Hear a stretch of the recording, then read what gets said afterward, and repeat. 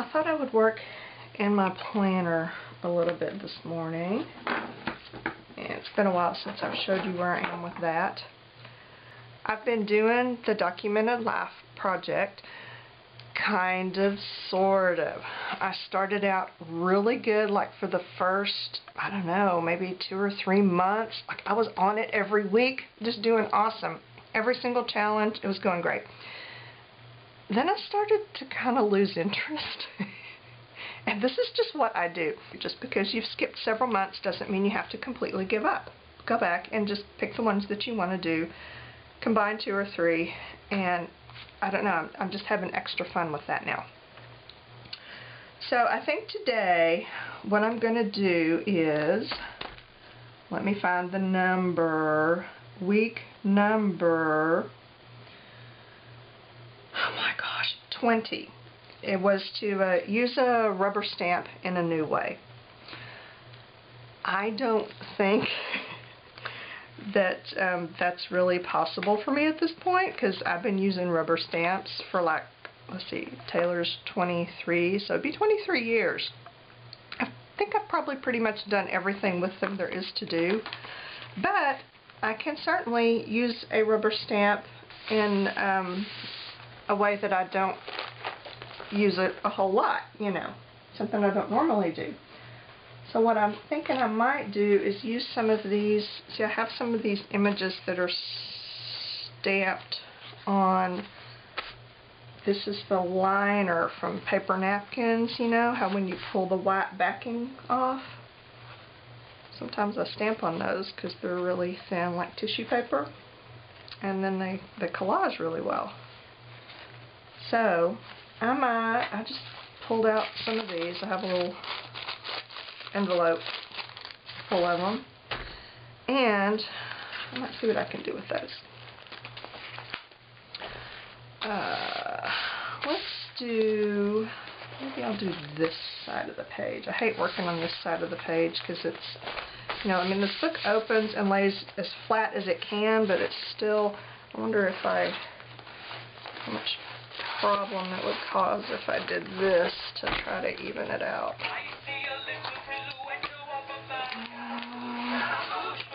My reminder, hang on. Okay, I've got it. Okay. Oh, that might work. I just need a clip. I need a clip.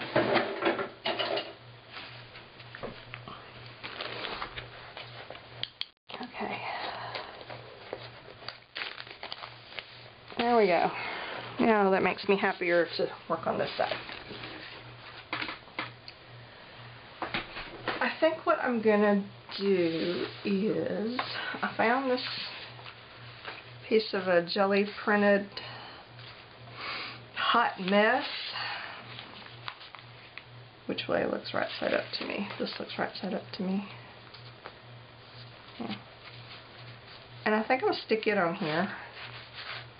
But I'm going to put something around the back. I could paint it, but I found some tissue paper while I was digging in my tissue paper drawer. I found some of this. I think I might put around the edge. And then I found this. This was a stencil that I kind of traced. You see, that's kind of pretty. And then collage these here and there. What do we think? I don't know. I don't know either. Let's just go. Let's just see. I have plenty of gesso if this does not work.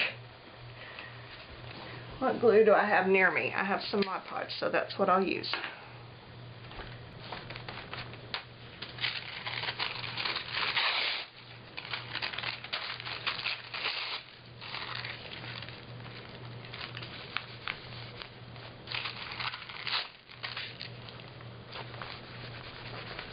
Justin and I watched TV last night, and we've been watching a lot of stuff on whatever that channel is, Turner Classic Movies, and there's 1 or 2 others. There's like a retro cable channel, and some others that have old movies. Some of them are really old, like, you know, 30s and 40s, which I have determined that all movies made in the 30s and 40s are comedies, even though, you know, they probably weren't intended to be.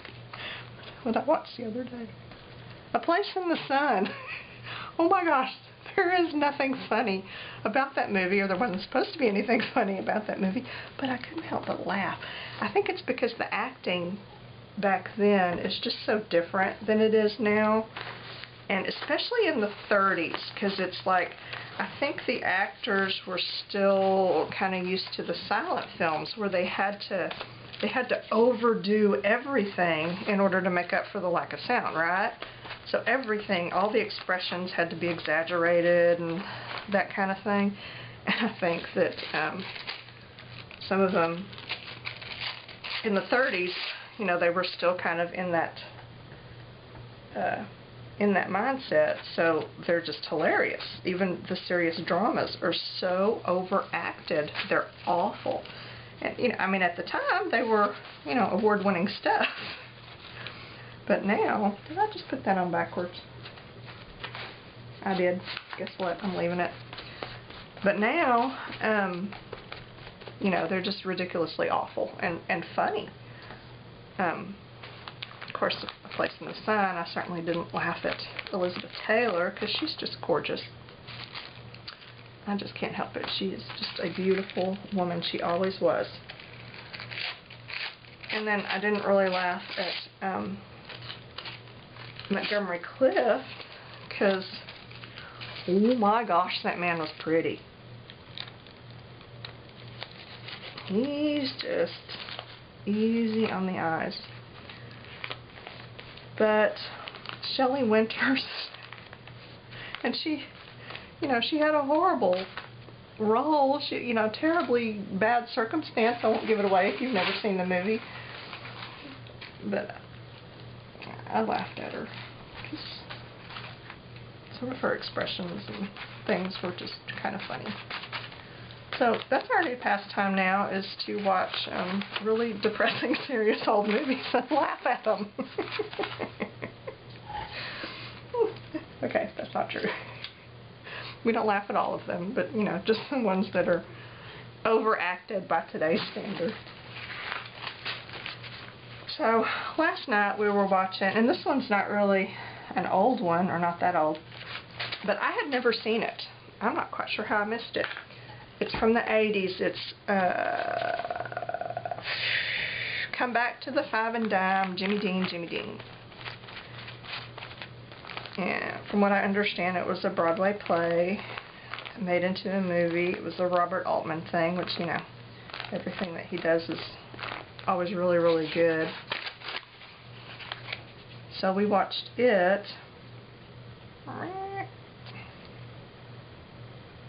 Don't make things too straight. And it was really good. It was, I didn't know a whole lot about it. You know, I mean, I've heard about it for years, but I never really paid much attention to what it was about, to the plot or anything. And it was really interesting, and it was, you know, it's kind of a character study. There's the plot, there's not much to it, but it's more about the characters and their evolution and all of that. So it was, I liked it. It was good. And we watched The Curse of Frankenstein, which was one of the better monster movies of its time. Well, it was in the, I think it was the 50s. It was kind of after all of the, you know, awesome, cheesy monster movies of the 30s and 40s, which I absolutely love. But it was hilarious, and I can see one of our favorite movies is Young Frankenstein, you know, not Blake Edwards, Mel Brooks. Young Frankenstein is one of our favorites, and I could see a lot of the things in Young Frankenstein, I think, were taken from The Curse of Frankenstein, because they were hilariously similar. Okay, there's that. Now what do we do? Heck if I know. How about we stick this one down somewhere?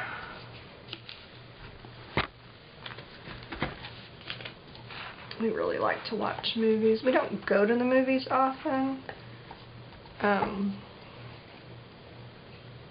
Because, you know, we pay for cable. They're going to show up there eventually. And, you know, sometimes we will go to a movie, but I'm perfectly fine with just waiting for them to show up on one of the cable channels, because we're paying for it, right? If we go to all the brand new movies, then why bother with cable? That's my theory. Let me think of what we've watched recently. What's on right now? Dallas Buyers Club, which is extremely good, and those boys deserve the Oscars, let me tell you. I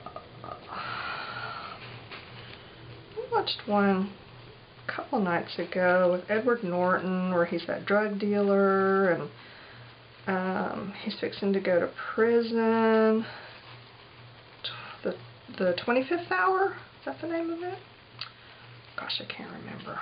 I'm tearing the excess tissue off of this. Well, I don't remember the name of it. I think that was it. I'm not sure how I feel about that movie.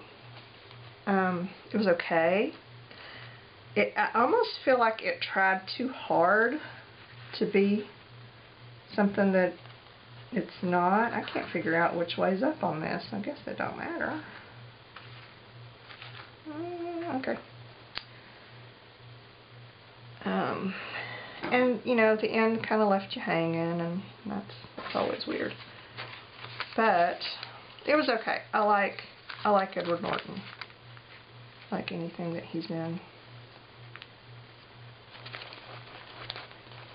Okay. I think I'll put this one here. And I was just laying this down to make sure that it, you know, wasn't going to be completely covered, but it's not. Just show a little bit. Okay, I think I'm going to slap this down now. And I think that looks about right. Did you hear that? I said a boat like a Canadian, because they say a boat. And I think it's adorable. Jason was born and raised in Langdon, North Dakota, which is practically Canada, because it's way up there.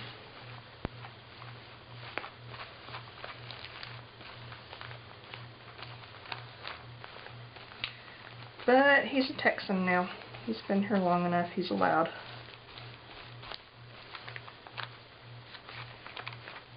He says y'all all the time, and he says fixin' and uses it correctly, but occasionally,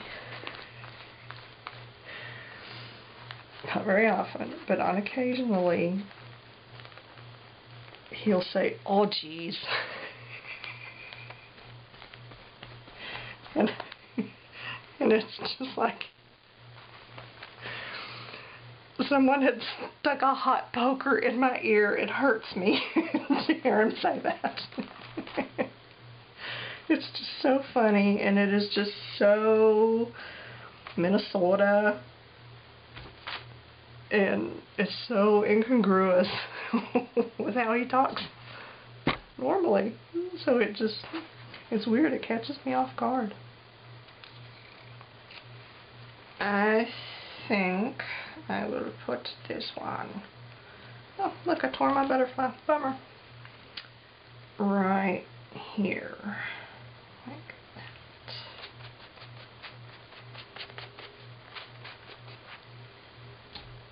I keep sticking my brush in the water instead of the glue. Let me put them on opposite sides so maybe I can not do that.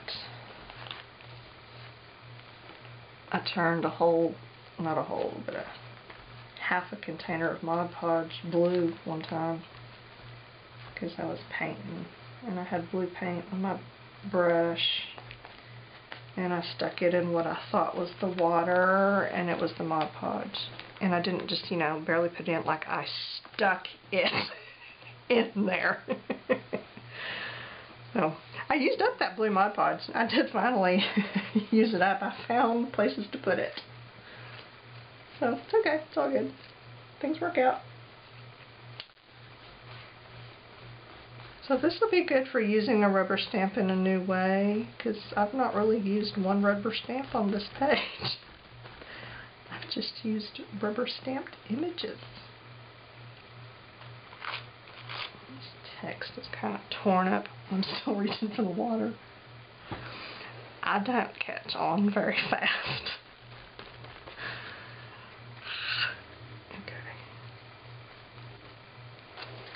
Alright, I think what I'm going to do now is put my brush in the water on purpose. There we go. And I'm going to let this dry and see what it looks like because I really can't tell. You know, it's all reflective and wet and weird. So I'll let this dry and then come back and see what it needs. Okay, everything's dry, and now it just looks all collagey and delicious.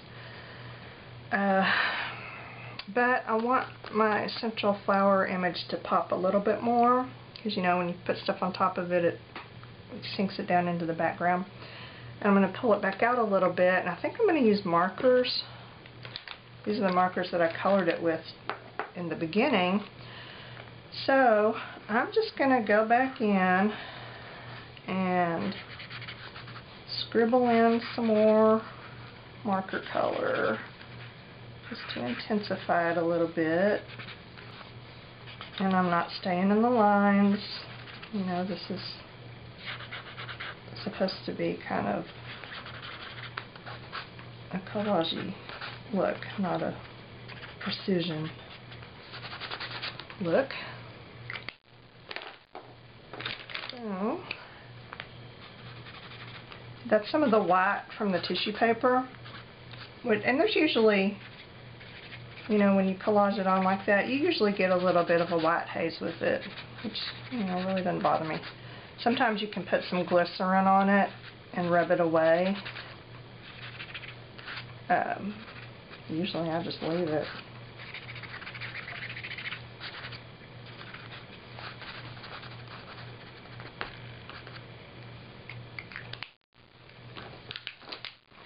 Okay, let's do a little something with those leaves.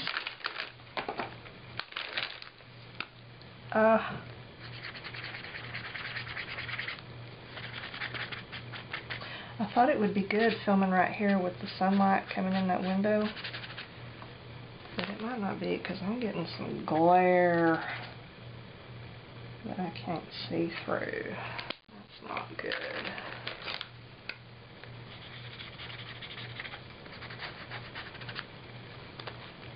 Okay, what do we think? We're good? I think going back over those black lines is what we need to do now.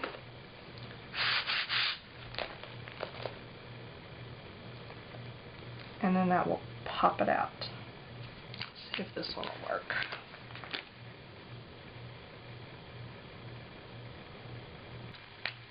I think it's picking up some of the whatever is on the page. I did rub a little glycerin here and there. I don't care what kind of pen you have, it's not going to ride over glycerin. Okay, this is really starting to not want to write now.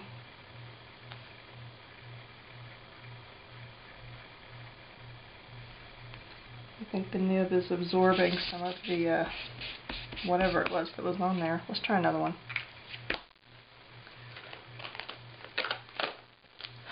This is another kind of a feud pen.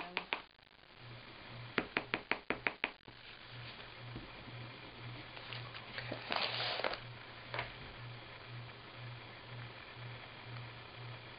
non-absorbent nib, so maybe it won't pick up the glycerin and whatever else is on this page. Okay, this is an OHTO graphic liner pen. It's not an oil base, it's a pigment ink, waterproof and fade proof. I got this at Jet Pens. This is the size 1mm. And see, it has that funky kind of weird rollerball point nib thing. So let's just keep going.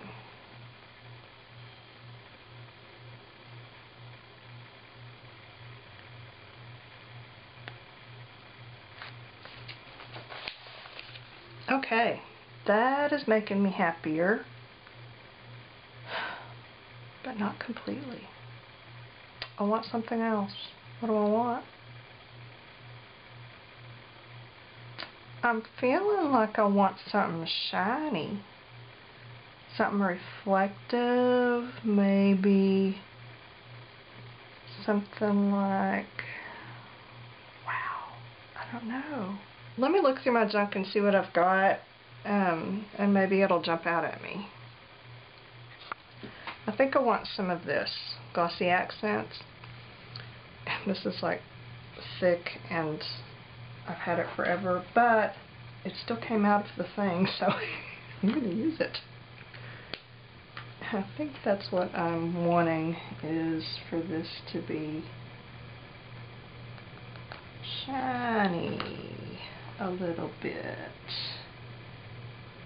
maybe slightly dimensional.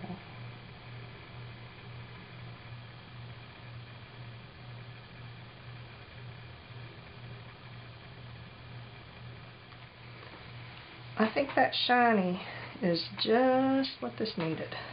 The Glossy Accents I used on there, it's not quite dry yet, but I'm going to go ahead and finish this. So I'm using some water-soluble oil pastels just to do a little smudgy edge, because I think it needs to be edged, except for right there where it's still wet.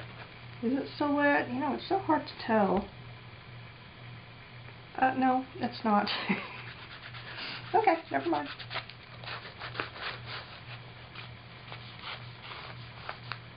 Oh, it's not dry over there. Whoops. That's okay. The inside edge, it's alright. Step back from the glare and take another look. Let's see if I'm happy with it.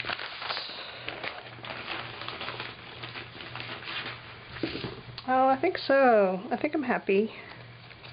Yeah, I feel happy. It makes me happy. Okay, I'm going to call this done. It's still not completely dry. But that is my week whatever challenge. I'm not going to put the sticker on it yet because it's just asking for trouble. Wait till it dries. The challenge for using a rubber stamp in a new way, which my new way was to not use one at all. Yes, nailed it. Okay, the end.